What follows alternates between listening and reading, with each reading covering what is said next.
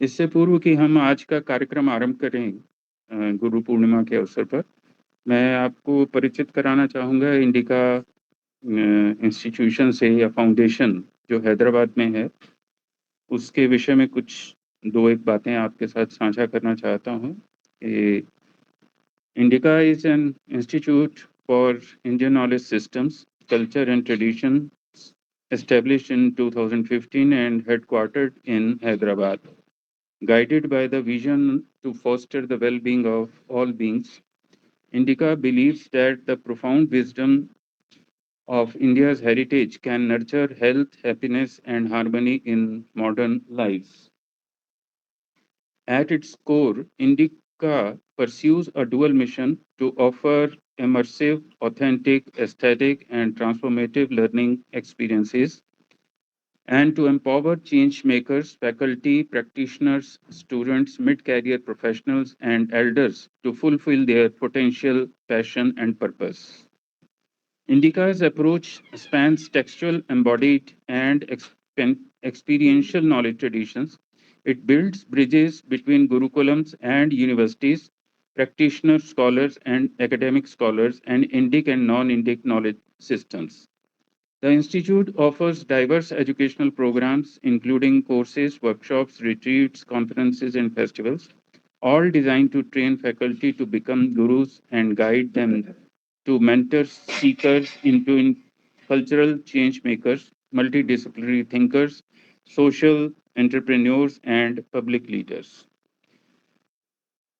The second part of it is Grateful to Gurus is Indica's annual flagship initiative that offers seekers and communities a sacred opportunity to acknowledge the knowledge imparted by their gurus and to express heartfelt gratitude for the transformative journeys they have enabled. So this is all about Indicas and its their endeavor. और इसमें उन्होंने अपना पूरा एक वैदिक प्रक्रिया से उन्होंने कार्यक्रम दे रखा है, लेकिन उसको हम संक्षेप रूप में यहाँ आज आयोजित करेंगे। और ये कार्यक्रम ऑनलाइन और ऑफलाइन चेन्नई में हो रहा है इस बार, और ऑनलाइन जो है वो अलग-अलग स्थानों पे अलग-अलग गुरुओं को सम्मानित किया जा रहा है। तो आज यहाँ चंडीगढ़ में हम प्रोफेसर डॉक्टर रमाकांत आंगिरस जी को, जो कि पूर्व प्रोफेसर रहे हैं Kalidas chair department of Sanskrit, Punjab university Chandigarh, आज उनको गुरु पूर्णिमा के अवसर पर उनका हम इंडिका की ओर से, अपनी ओर से, सभी की ओर से हम अभिनंदन करेंगे। तो मैं विवेक जी से निवेदन करूंगा कि वो इस कार्यक्रम को आरंभ करें। जी।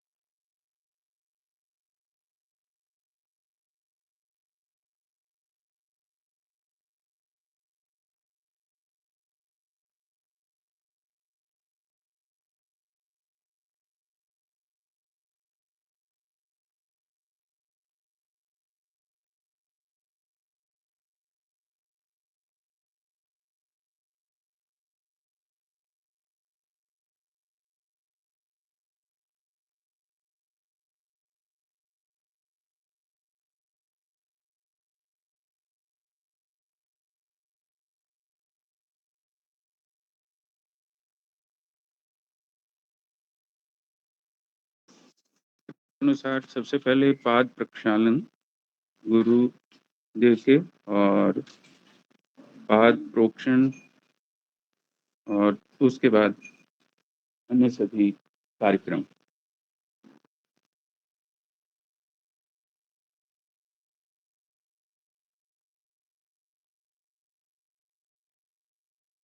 अच्छा, अच्छा उधर बैठ जा श्रीकांत।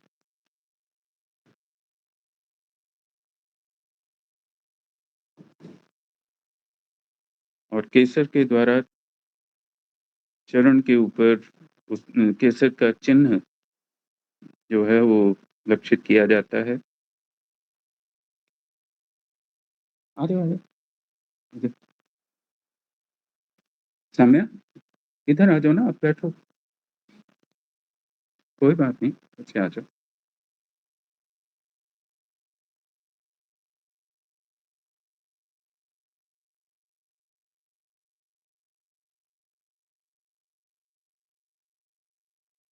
और इसके बाद विवेक जी पुष्पार्पण करेंगे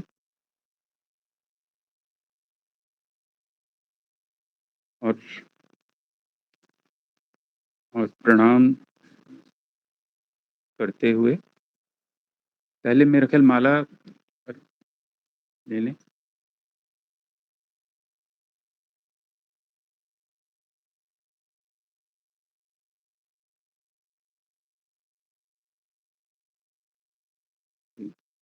माल्यार्पण के बाद जो साइटेशन दी गई है, मैं साइटेशन पढ़ देता हूँ और जो शॉल उनके द्वारा 1 मिनट मैं इसको पढ़ ही दूँ, 1 सेकंड।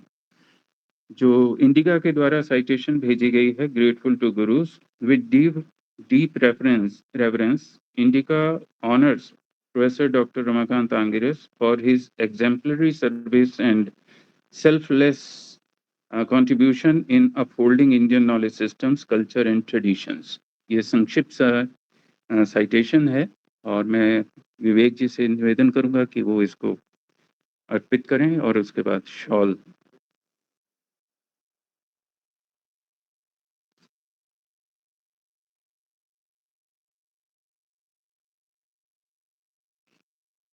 आप दोनों अभी रखो इसको।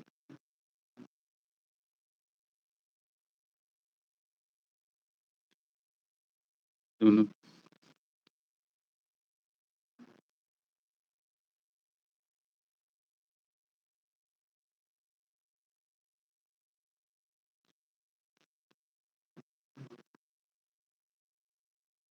इंडिका की तरफ से जी। इसके बाद ठीक है,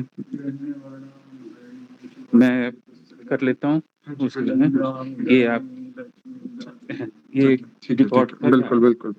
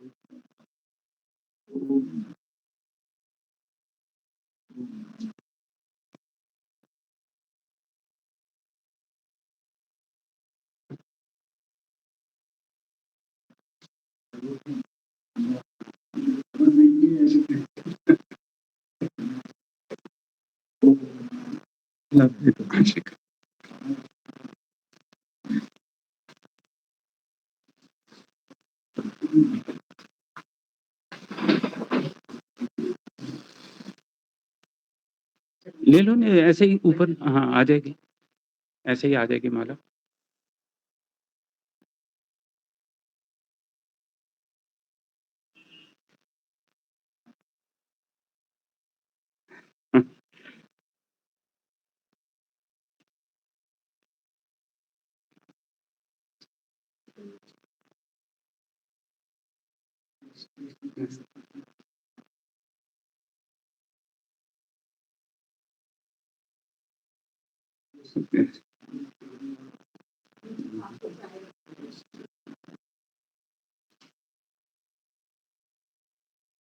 आप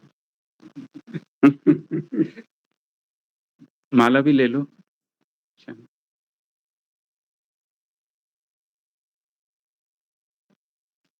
श्रीकांत आज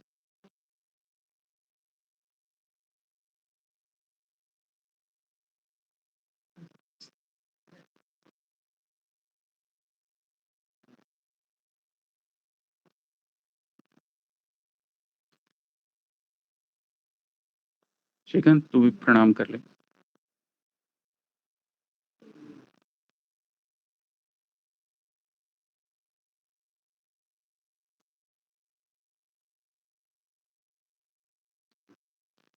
तो इतना संक्षिप्त सा कार्यक्रम था और लेकिन कार्यक्रम को विश्राम देने से पहले मैं चाहूँगा कि गुरु पूर्णिमा के अवसर पर 2 शब्द हमारे साथ गुरुजी जो हैं वो हमारे साथ साझा करें इस अवसर पर और जो भी परंपरा का महत्व है और वर्तमान काल में इसकी संगतता या और जो कुछ भी हमारे लिए दिशा निर्देश हो सकते हैं, क्योंकि इन परंपराओं को जीवित रखना ही आज की सबसे बड़ी चुनौती है, तो मैं उनसे निवेदन करूँगा कि इस विषय के ऊपर वो हमारे साथ एक संक्षिप्त बात करें। आप इसको सामने रख लेंगे? ऐसे हाथ में ले लें और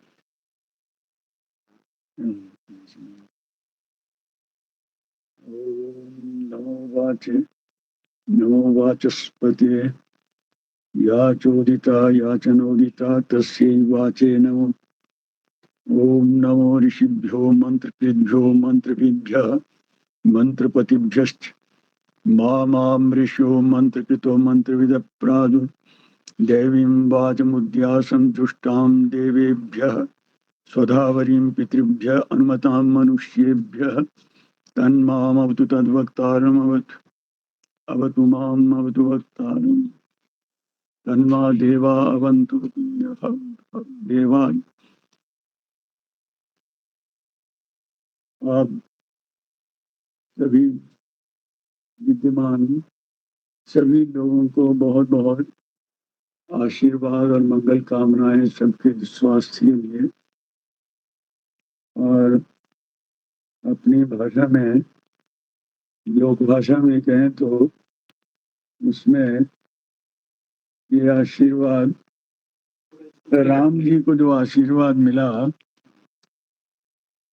वो आशीर्वाद था गर्व सुधा रिपु कर ही मिताई। आप सबके लिए जो जितने भी विष हैं सब अमृत में परिणत हो जाए। गोपद सिंधु अनल शीतलाई समस्त अग्नि शांत शीतल हो जाए। दुख की अग्नियां जो हैं वो तीव्र ताप आध्यात्मिक आदि दैविक और आदि भौतिक 3 तरह के ताप हैं। ये हर तरह का ताप जो है परे हट जाए और ये समुद्र जैसे अंतराल जो है वो गोपद जितने होकर रह जाए। ये राम जी को आशीर्वाद दिया रामायण के अंदर। तो आप सबके लिए ये सब मंगल कामनाएं हैं। अब ये परंपरा इसके विषय में जब बात करें तो एक मौलिक रूप से आप बात समझें पहले कि यहाँ ये बहुत पहले समझ लिया गया, नहीं ज्ञानेन सदृशम पवित्रम यह विद्यते। इस विश्व के अंदर ज्ञान से अधिक कोई पवित्र वस्तु नहीं है। ये भगवत गीता का वाक्य है, नहीं ज्ञानेन सदृशम पवित्रम यह विद्यते। ज्ञान से बढ़कर कोई पवित्र वस्तु नहीं है। लेकिन इस ज्ञान को कैसे उतारा जाए और इस ज्ञान को किस प्रकार से रक्षित किया जाए फिर, और इस ज्ञान को कैसे संभाला जाए, जिसे हम समेटना कहते हैं। 3 स्थितियां हैं कि ज्ञान का अवतरण होना। तो ऋषि परंपरा के लोग जो थे वो उन्होंने ज्ञान को अवतरित किया, कैसे उतारा। मैंने जो पहले वाजस्नेयी संहिता का जो मंत्र पाठ किया है उसके अंदर जो प्रणाम किया है वो नमो वाचे, वो वाक तत्व को प्रणाम किया है। नमो वाचे, नमो वाचस्पते, और वाचस्पति को प्रणाम किया है जो वाणी का पति है। नमो वाचस्पति। अब वाणी के 2 रूप मान लिए गए कि ज्ञान में दो वाणी के 2 रूपों में से ज्ञान उतरता है, एक परावाक है और एक अपरावाक है। परावाक जो है, परा शब्द जो है वो सुप्रीम के अर्थ में प्रयोग कर लेते हैं हम लोग, और दूसरी अपरा है जो हमारे प्रयोग में व्यवहार में जो आ रही है वो दूसरा वाक का रूप है। इसलिए मैं उस वाणी को और उस वाणी का वाचस्पति कौन है, उस वाणी की रक्षा करने वाले, उसका पालन करने वाले, उस ज्ञान को संवर्धन करने वाले लोगों को दोनों को नमस्कार करता हूँ। फिर उस परंपरा के अंदर कहा गया नमो ऋषिभ्यः। अब ये हमारी 3 अवस्थाएं हैं जिनके बारे में बड़े कम चर्चा होती है, बहुत कम चर्चा होती है कि ऋषि परंपरा जो है वो ऋषि परंपरा आचार्य परंपरा में कैसे परिणत हुई है और फिर आचार्य परंपरा जो है वो गुरु परंपरा में कैसे परिणत हुई है। ये 3 हमारे बिंदु हैं संस्कृति के, ऋषि, आचार्य और गुरु। तो ऋषि जो था वो हमारी एक राष्ट्रीय जो अनुभूति है, जो अनुभव है, उसने उसको उतारा, उस अनुभव को, जिस अनुभव के आधार पर हमारी स्मृति, प्रतिभिज्ञा, बड़े-बड़े उसमें जितने भी दर्शन हैं सारे उस अनुभव के ऊपर आकर के खड़े हो गए। और वो सारे ही जितने भी दर्शन हैं, वो समस्त विश्व की चिंता करते हैं, समस्त विश्व के कल्याण की बात। विश्वानि देव सवितर दुरितानि पराशुभ यद भद्रम दान आशुभ, कि जितने भी उसमें विघ्न हैं वो चले जाएं, जितने दुरित हैं सब चले जाएं और जो भद्र है वो सारे का सारा जो है वो मनुष्यता के लिए आना उतरना चाहिए। इसलिए ऋषि परंपरा जो थी वो हमारा अनुभव की परंपरा थी। स्वयं उसको जो ऋषि दर्शनाथ, ऋषि शब्द का अर्थ क्या है? जो स्वयं सत्य को बिल्कुल आमने सामने खड़ा होकर के देखता है। जैसे मैं आपको सामने देख रहा हूं ऐसे ही वो सत्य को देखता है। इसलिए ऋषि जो है, ऋषि शब्द का अर्थ मूलतः दृष्टा, देखने वाला। उस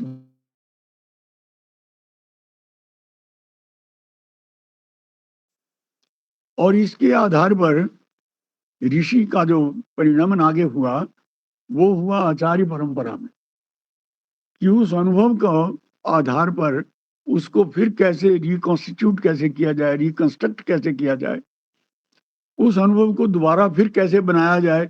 स्मृति में रक्षित है वो, तो स्मृति शास्त्र जब बना तो स्मृति शास्त्र के द्वारा उसकी रक्षा की गई और स्मृति के अंदर ला करके उसको प्रयास किया हमने कि वो जो ज्ञान की परंपरा चली थी उसको आचार्य लोग, उसकी आचार्यवान पुरुषो वेद, उपनिषद कहता है किसको वो ज्ञान प्राप्त हुआ?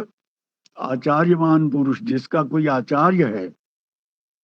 तो आचार्य शब्द का अर्थ किया आचिनोति च शास्त्रार्थम आचार्य स्थापित। आचार्य कौन होता है? कहते जो फूलों की तरह है जीवन के अंदर, प्रत्येक स्थिति के अंदर फूलों की तरह विचारों को, ज्ञान को चुनता है, माली की तरह चुनता है उसको। आचिनोति च शास्त्रार्थम, शास्त्र के अर्थ का वो क्या करता है? आचिनोति, चयन करता है, चुनता है उसको। आचार्य स्थापित, और अपने जो सुनने वाले लोग हैं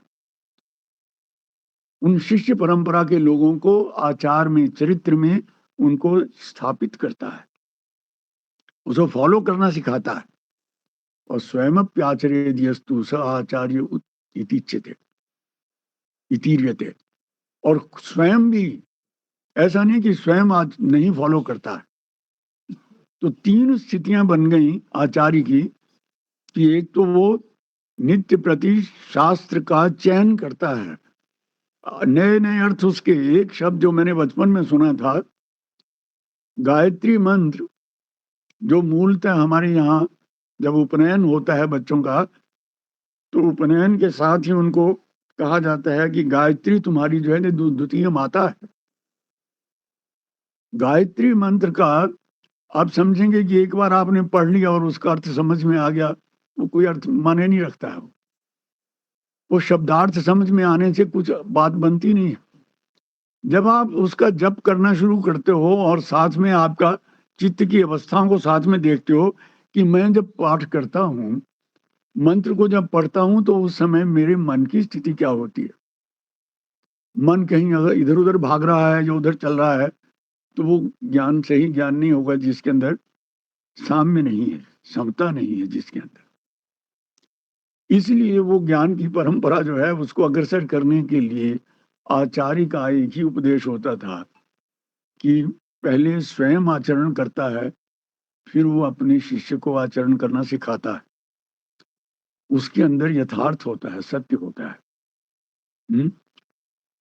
उसमें योग वशिष्ठ के अंदर कहा उन्होंने, गुरुवा भवस्तात, गुरु तो बेटा बहुत है, रामचंद्र जी को उपदेश किया। शिष्य वित्तापहार का, लेकिन शिष्य का धन हरण करने वाले गुरु। बिरलास्तु विचारे, ये शिष्य संतापहार का। ऐसे बहुत विरल गुरु होते हैं जो शिष्य के संताप को हरण करते हैं। अब ये गुरु पद का प्रयोग जो है आचार्य के बाद उपनिषदों में आचार्य शब्द का प्रयोग महत्वपूर्ण ज्यादा है। अब ये गुरु पद का प्रयोग होना शुरू होता है आचार्य के स्थान पर। अब गुरु जो है उसमें मूलतः उसमें एक गरिमा है, एक ग्रेविटी है, आकर्षण है। वो आकर्षण क्या है कि जिसके व्यक्तित्व में शिष्य को आकृष्ट करने की सामर्थ्य है ज्ञान के माध्यम से। और ज्ञान में आकर्षण तब आएगा जब ज्ञान यथार्थ होगा, सत्य पर आधारित होगा। इसलिए गुरु परंपरा जब प्रारंभ हुई तो इस शब्द का प्रयोग अधिक से अधिक, वो दूसरे शब्द जो थे वो पीछे चले गए, ऋषि शब्द भी पीछे चला गया, आचार्य शब्द भी थोड़ा सा पीछे हट गया, केवल संस्कृत वालों में ही प्रचलन रहा उसका। तो गुरु शब्द जो है उसने संस्कृत और लोक भाषा सभी को उसने व्याप्त कर लिया, गुरु शब्द। अब वो क्या है, घृणाति से बनाते हैं गुरु से, कि गुरु जो है शिष्य के अज्ञान को निगल लेता है और ज्ञान में उसे स्थापित कर देता है, निगीर्ण कर लेता है उसको, या गुरु जो है आत्मसात कर लेता है। लेकिन गुरु का मैं समझता हूं कि सबसे बड़ा ये कि ज्ञान के द्वारा वो आकर्षण करता है। जैसे सौंदर्य हमें आकृष्ट करता है, ऐसे ज्ञान भी हमें आकृष्ट करता है। तो वो आकर्षण करता है, उसका जो ग्रेविटेशनल फोर्स है उसकी। गुरु का लक्षण उसमें क्या किया है, उसका गुरुत्व जो है वो इसी में है कि वो उसमें ज्ञान के माध्यम से, सत्य के माध्यम से सारी अपनी शिष्य परंपरा को उसमें सत्य के प्रति आकृष्ट करता है, उधर ले आता है उसको। तो इसलिए मैं समझता हूं कि ये जो आज के दिन, ये इसे व्यास पूर्णिमा भी कहा जाता है कि भगवान वेद व्यास जो हैं, जिन्होंने अष्टादश पुराणा नाम करता व्यासो महामुनि, 18 पुराणों का और महाभारत का निर्माण जिन्होंने किया। एक महाभारत का निर्माण ही अपने आप में बड़ा, उन्होंने, व्यास ने ही, व्यास के 6 शिष्य थे, तो उसमें जैमिनी, सुमंतु आदि 6 शिष्यों ने ही अपने अपने ढंग से अपने अपने दर्शन को विकसित किया। व्यास ने स्वयं अद्वैत वेदांत के ब्रह्म सूत्र को लिखा। आज जितना भी अद्वैत वेदांत जिसकी चर्चा होती है उसका आधार क्या है, ब्रह्म सूत्र। ब्रह्म सूत्र पदैर वाक्य, ब्रह्म सूत्र के पद और वाक्यों से ही ज्ञान अग्रसर होता है। जैमिनी ने मीमांसा, पूर्व मीमांसा जो है, पूर्व मीमांसा और स्वयं उत्तर मीमांसा सबसे, तो अन्य उन लोगों ने भी दर्शन का इस तरह से विकास किया। तो ज्ञान की उस परंपरा को जिसकी मैंने स्थापना की थी शुरू में कि नहीं ज्ञानेन सदृशम पवित्रम विद्यते, ये मूल वाक्य था कि ज्ञान से सदृश पवित्र और कोई वस्तु अर्जुन नहीं है। उस ज्ञान की रक्षा किस तरह से होती आई, और आज हम उस प्रतीक के रूप में व्यास पूर्णिमा के अवसर पर उस प्रतीक के माध्यम से उसी ज्ञान की परंपरा को, पवित्र ज्ञान की परंपरा को समृद्ध करने के लिए, उसी का संवर्धन करने के लिए, अपने बच्चों में अपनी उत्तरोत्तर क्रम से उसको परंपरा के अंदर उतारने के लिए ये इस प्रकार के आयोजन करते हैं। और ये आयोजन जो हैं, ये हमारी संस्कृति का एक बड़ा मूलभूत ये संस्थाएं रही हैं। ये संस्थाएं जब तक जीवित रहेंगी तो उसके साथ ये ज्ञान की परंपरा का भी अगर सभी नहीं भी हैं तो उसमें से कहीं ना कहीं अंकुर फूटते ही रहते हैं।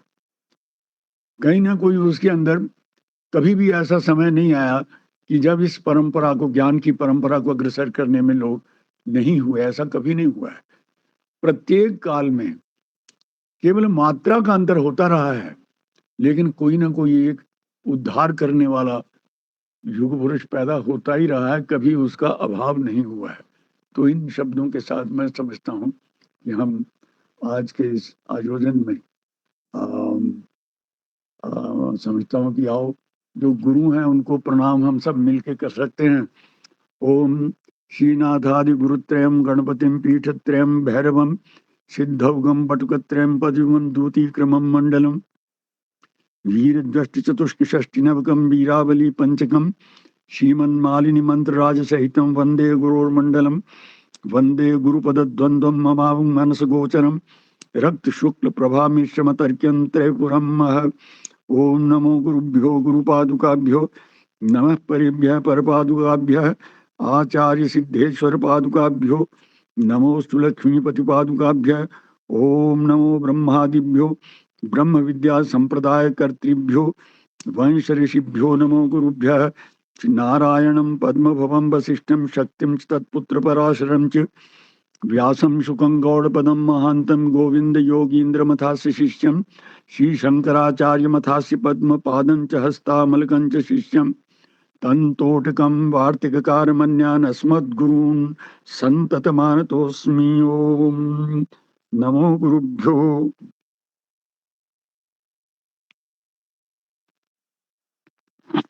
आपके इस ज्ञानपूर्ण वचन को हम आशीर्वचन के रूप में ग्रहण करते हैं और ऐसी ही अपने से अपेक्षा करते हैं कि इस ज्ञान परंपरा को हम सभी इसी तरह से अग्रसर करते रहेंगे। और आज के इस कार्यक्रम को हम यहीं पे विश्राम देते हैं और इसी के साथ ये पूजन गुरु पूर्णिमा, व्यास पूर्णिमा जो है उसका विश्राम होता है। तो आप सभी का बहुत-बहुत आभार, धन्यवाद। आप सब ने सहयोग किया। जी।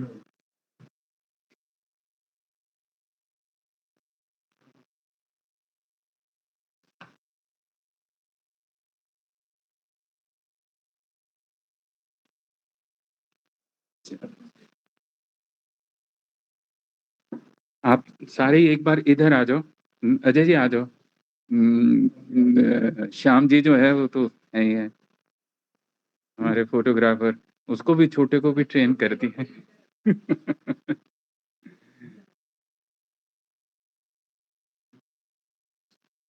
मैं 1 मिनट ऑफ करता हूँ इसको।